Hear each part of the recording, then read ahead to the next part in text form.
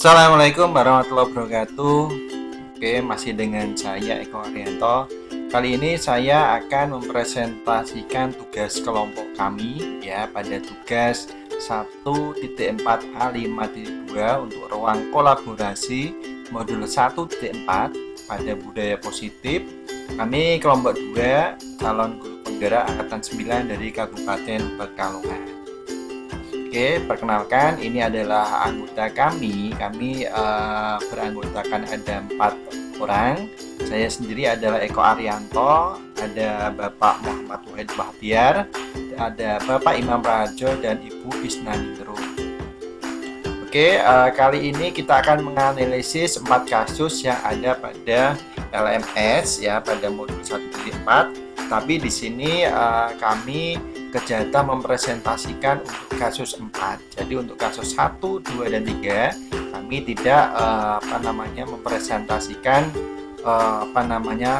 pada kali ini ya. Kita langsung aja. Pada kasus 4 di sini kami tidak menuliskan semua detail dari kasusnya, tapi kami adalah merangkum saja karena di LMS bisa dilihat nanti pada modul 1.4 itu kasusnya sangat panjang sekali. Jadi kami untuk menyingkat waktu kami akan meringkas. Nanti silakan untuk melihat detailnya bisa lihat pada LMS pada modul 1.4. Di sini kasus 4 ini ada 2 siswa yaitu Anto dan Dino sedang bermain bersama di lapangan basket dan tiba-tiba terlibat dalam sebuah pertengkaran adu mulut. Dino pun menjadi emosi dan mengadakan kontak fisik dengan menarik kemeja Anto dengan kasar. Nah, pada saat itu guru privat langsung melerai mereka dan membawa mereka ke ruang kepala sekolah. Di situ ibu kepala sekolahnya adalah Ibu Suti. Sebagai kepala sekolah, mereka berupaya untuk menenangkan keduanya. Nah, di situ ada bisa dilihat lebih detailnya pada LMS modul 1.4. Nah, di sini ada 3 pertanyaan. Yang pertama pertanyaannya adalah posisi kontrol apa yang telah dipraktikkan oleh Ibu Kepala Sekolah Ibu Suti? Hal-hal apa saja yang dilakukan sehingga Anda berkesimpulan demikian?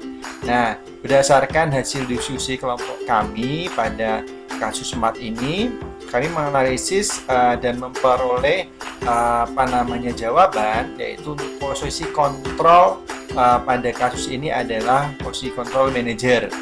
Hal yang dilakukan yang menurut kami menjadikan ini adalah posisi kontrol manager adalah yang pertama, terdapat pelibatan siswa dalam mencari solusi, yaitu Bu Suti memberikan kesempatan kepada Dino untuk bertanggung jawab dengan apa yang telah dia lakukan. Yang berikutnya adalah mengajak siswa untuk menganalisis kebutuhannya. Di sini untuk Anto, kebutuhannya adalah dia ingin diperbaiki kancingnya yang lepas atas perlakuan dari Dino. Sedangkan Dino adalah analisis kebutuhannya adalah dia ingin belajar menjahit. Di sini nanti hasil dari belajarnya akan digunakan untuk memperbaiki kancing Anto yang telah dia lepas dengan waktu saat dia menarik kemejanya. Yang ketiga adalah mengarahkan siswa untuk memenuhi kebutuhannya sendiri dengan mengarahkan Dino untuk belajar menjahit kepada guru tata busana yaitu Pak Irfan untuk memperbaiki kancing baju dari Anto. Selanjutnya, pertanyaan yang kedua, dalam kasus tersebut bagaimana Dino dikuatkan? Bagaimana Anto dikuatkan juga oleh Ibu Suti? Di sini saya menjawab yang pertama adalah Dino dikuatkan dengan penguatan restitusi dengan tahapan segitiga restitusi. Di mana tahapan segitiga restitusi di sini ada 3 tahap. Jadi yang tahap pertama adalah menstabilkan identitas anak. Di sini Bu Suti melakukan yang pertama adalah mengubah identitas gagal menjadi identitas sukses. Dilihat dari pernyataannya Ibu Suti yaitu, Dino, sepertinya kamu saat ini sedang marah sekali. Yang berikutnya adalah pernyataan menstabilkan dari Bu Suti adalah yaitu membuat kesalahan adalah hal yang manusiawi dan bahwa mempertahankan diri adalah hal yang penting. Ini yang disampaikan Ibu Suti kepada Dino. Berikutnya adalah tahap validasi tindakan. Ini adalah tahap kedua dari segitiga restitusi. Di sini dengan memahami kebutuhan dasar anak dengan menemukan secara cara paling efektif yang memenuhi kebutuhan tersebut dilihat dari pernyataan Bu Suti, yaitu Bu Suti meminta Dino untuk memikirkan cara lain yang mungkin lebih efektif dibandingkan dengan cara marah-marah kepada Anto. Ini adalah langkah untuk validasi tindakan. Selanjutnya untuk langkah terakhir yaitu menanyakan keyakinan. Di sini menghubungkan keyakinan anak dengan keyakinan sekolah. Bu Suti menanyakan keyakinan sekolah yang telah disepakati, yaitu dengan menanyakan kepada Dino, apakah Dino bersedia memperbaiki kesalahan yang telah dilakukan oleh Dino kepada Anto. Nah, di sini pada kasus yang ada pada di LMS, Dino dia ingin memperbaiki kesalahannya dengan memperbaiki kancing yang telah lepas punya Anto. Nah, di sini penguatan tadi adalah penguatan terhadap Dino, sekarang adalah penguatan terhadap Anto.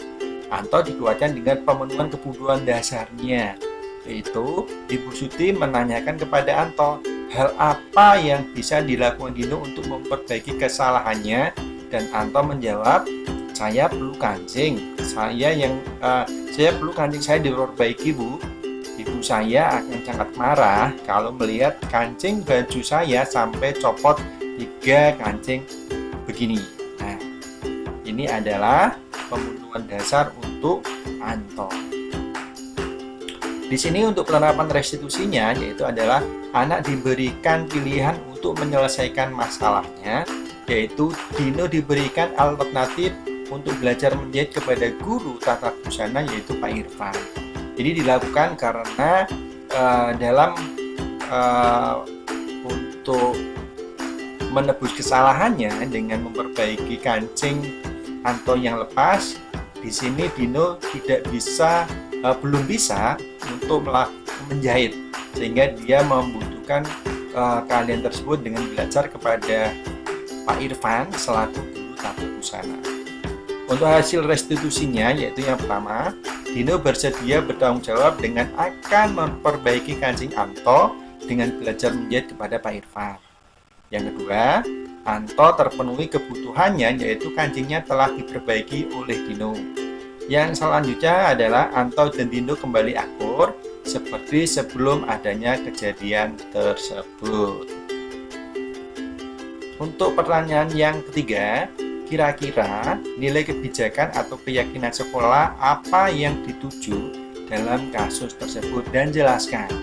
Nah, di sini berdasarkan diskusi kelompok kami, jadi nilai kebajikan yang dituju adalah berakhlak mulia, dengan dimana murid diharapkan memiliki pribadi yang baik dalam menjaga hubungan baik dengan sesama manusia.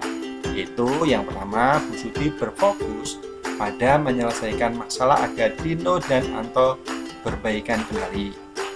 Yang kedua adalah Bu Suti meminta kepada Dino untuk mencari alternatif lain jika emosi tidak dengan marah. Yang ketiga adalah Bu Suti mengajarkan Dino untuk bertanggung jawab terhadap apa yang telah dia lakukan kepada Anto. Berikutnya adalah refleksi untuk kasus 4.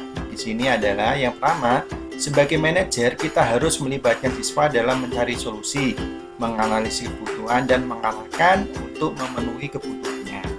Yang kedua adalah menerapkan segitiga restitusi dengan tahapan segitiga restitusi untuk menghasilkan solusi masalah yang efektif. Yang ketiga, menentukan keyakinan sekolah yang sesuai dengan nilai kebijakan universal agar mudah diterima oleh semua pihak, terutama adalah anak. Oke, demikian presentasi dari kelompok kami, di mana dalam presentasi ini diwakili oleh saya, Eko Arianto. Saya mohon maaf kalau umpamanya ada kesalahan dalam penyampaian atau kurang sempurna. Saya mohon maaf, dan semoga ini bisa menginspirasi untuk teman-teman yang sedang melakukan kegiatan seperti saya, yaitu dalam operator.